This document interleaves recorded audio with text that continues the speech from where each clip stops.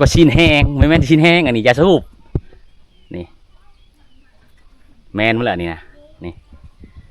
ยาสูบเมื่อไหร่เนี่ยเห็นบ่แต่จากที่ยองแล้วเขาก็ไปยัดสกบังเนาะเขา2 คนแม่นก่อนก็นี่ตัวนี้ก็มั่งขึ้นบ่อันนี้ก็มั่งขึ้นตัวไงเขาจะยกอะไรนี่โอ้ยยกออกเลยเนาะโอ้อย่ามามั่งยกเอาเนาะ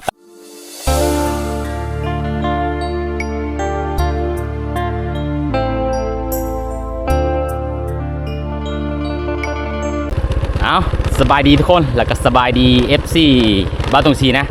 วันนี้ค่อยก็เดินทางไปบ้านลังเกินนะก็เดินไปแล้วบ่ได้ไปถ่ายอยู่บ้านลังเกินทุกเลยวันนี้ก็สิพาทุกคนไปเลาะเบิ่งวิถีชาวบ้านเนื่องจากว่าช่วงนี้เป็นช่วงที่ชาวบ้านเพิ่นกำลังฮือไฮนะทุกคนนะไปเบิ่งนำกันนี่วันนี้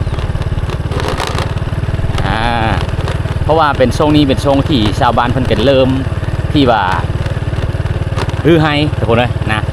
ก็เป็นบ้านที่ติดกับแคมป์ทรายเซบังเฮงแล้วก็ติดกับผู้ผามื้อนี้จะพาทุกคนไปเบิ่งน้ำกัน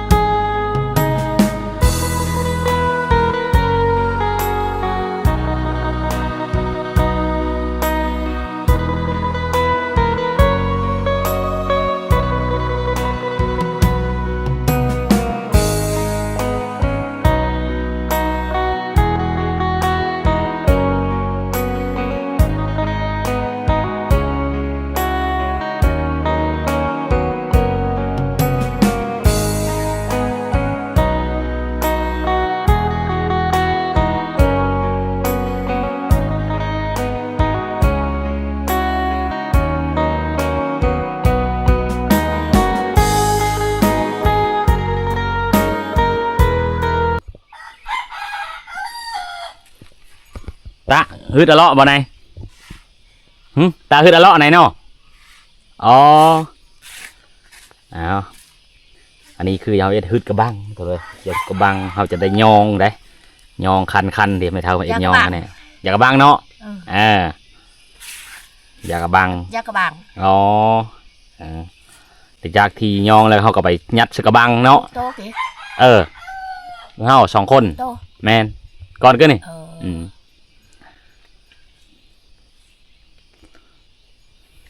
3 คนมีบ้านะ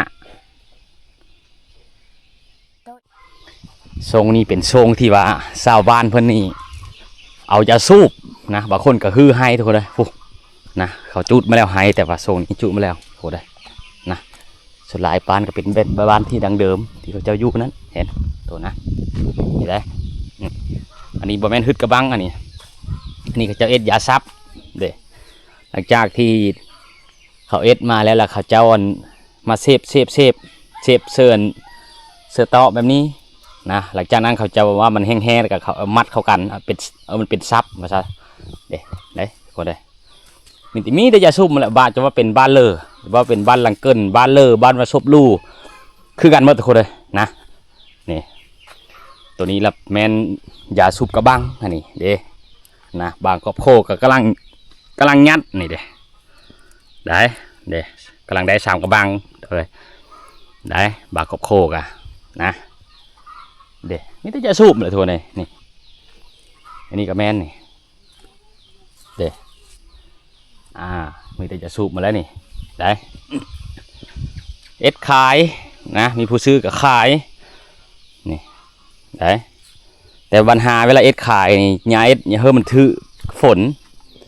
นะถือน้ำหมอกนี่ได้อยู่ถ้าถือฝนนี่มันจะตึกเนาแล้วราคายาสูบมันก็มีแพงถูกเลยนะได้ตัวนี้เป็นยาเพิ่นเย็ดยาสูบกระบังอันนี้ฮึดอะเลาะภาษาบาลีเย็ดฮึดอะเลาะก็คือยาสูบกระบังนะอันนี้เพิ่นหลังจากนั้นเพิ่นไปตาแดดแล้วเพิ่นคันมันเป็นชีวิตมุนแล้วมายัดสูบกระบังแล้วไปย่างไฟได้นี่ได้เด้อันนี้คือเฮิรนแม่เพิ่นที่เสียเฮิรนแม่เพิ่นที่เสียไปเมื่อวานเมื่อซื่อนี่นะทุกคนนะนี่แหละเพิ่นกับมางเลยเอ็ดเป็นเดินบ้านเลยนะทุกคน นะเมทัลที่บาทงชีมาถ่ายในก้อนๆนะเมทัลนี่แหละที่เพิ่นเจ็บแอวเจ็บนั่นแล้วเพิ่นเสไปโทษเลยนะบาทงชีก็ขออนุญาตเสียใจนะเพิ่นโทษเลยนะ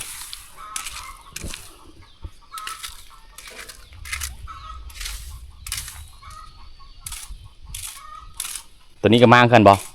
อันนี้ก็มั่งกันตัวไง เขาจะยกนี่เด้อ โอ้อย่ายกอ้อเลยเนาะ ตามมันหัน โอ้อย่ามามางยกเอาเนาะตัดแล้วยกอ้อเนาะเออ ได้ยกได้ โอ้ได้เฮิรนอันนี้โตะไม้เชิญทั้งสี่ข้างกันย่อเลยแหละยกไปเฮิรนโคเนาะสบาย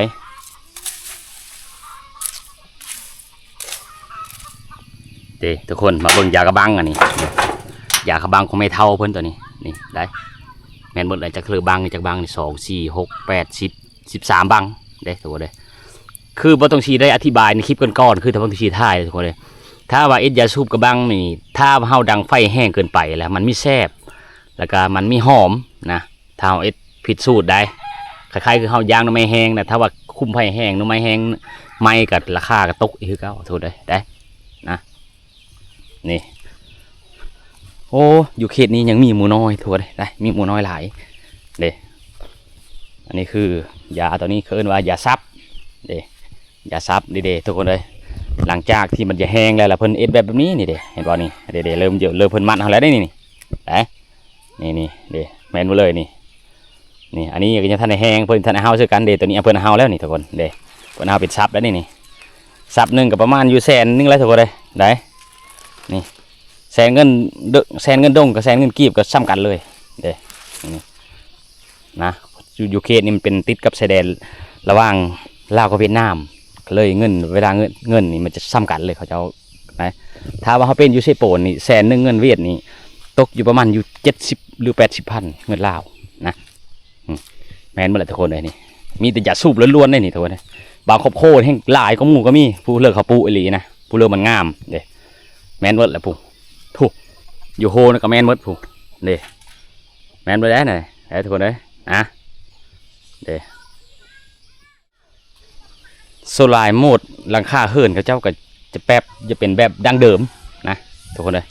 นะเฮิร์นแบบดั้งเดิมนี่แหละนี่เฮิร์นแบบแต่รุ่นปู่ของปู่เขาเจ้านะเคสนี้จะตั้งเฮิร์นนี่มันจะออกไปสไตล์คือกับเวียด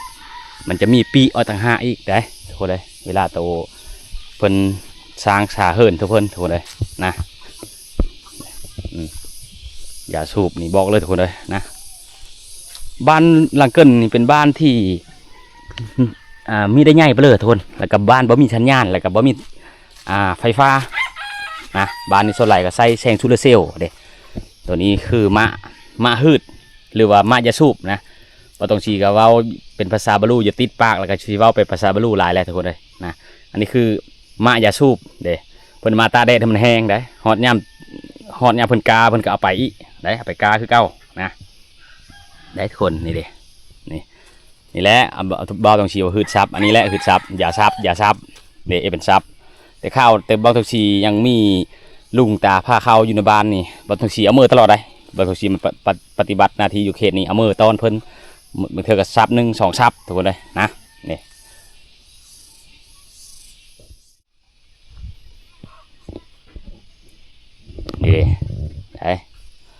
อันนี้แหละอันนี้โตเป็นซับสุกี้นี่แหละนี่ทุกคนเลยนะตอนนี้เพิ่นกำลังเอามาใหม่ประมาณวันนี้นะเอามาใหม่นี่เอามาใหม่เพิ่นก็ห้อยเสื้อไม้เสื้อโต๊ะแบบนี้แหละโต๊ะนี่มีแม่นโต๊ะธรรมดาเลยทุกคนเลยไม้เคสนี้ส่วนใหญ่เขาเอาไม้แท้มาห้อยมานานขาดนะนี่แม่นหมดแล้วนี่ได้ทุกคนเลย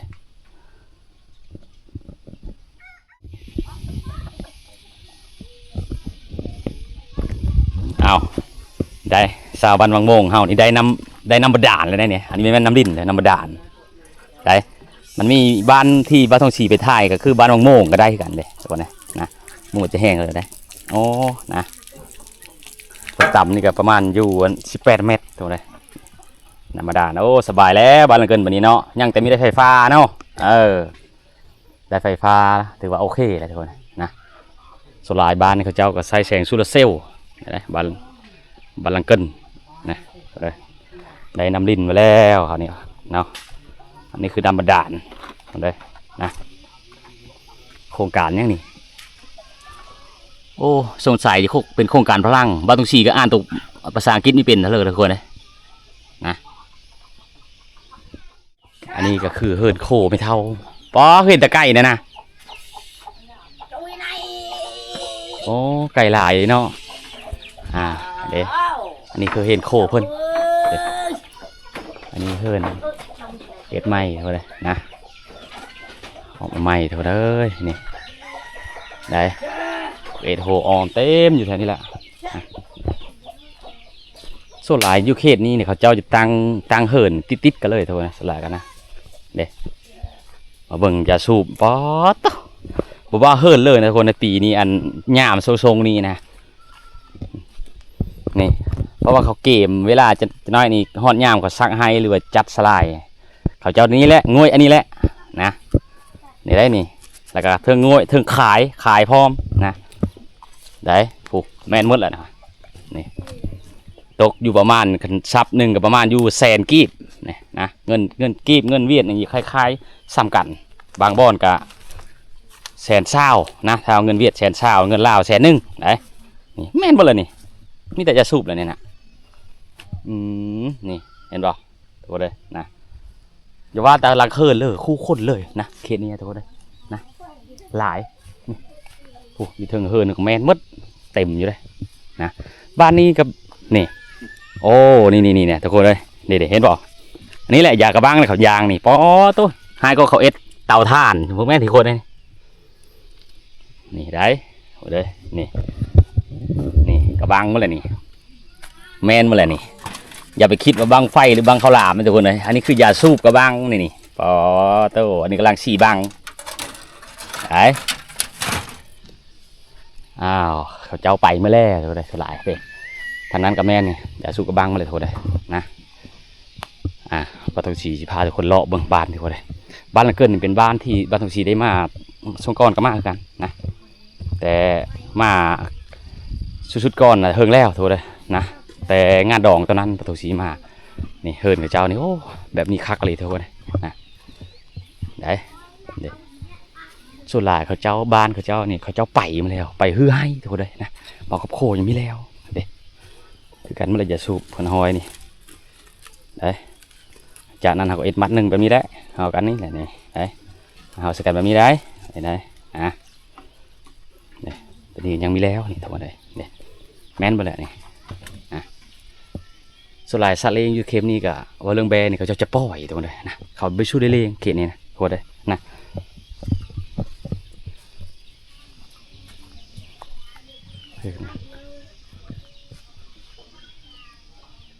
แมนเลยเนี่ยนะนี่ก็ยาสูบเลยนะเต็มอยู่นะปุ๊บ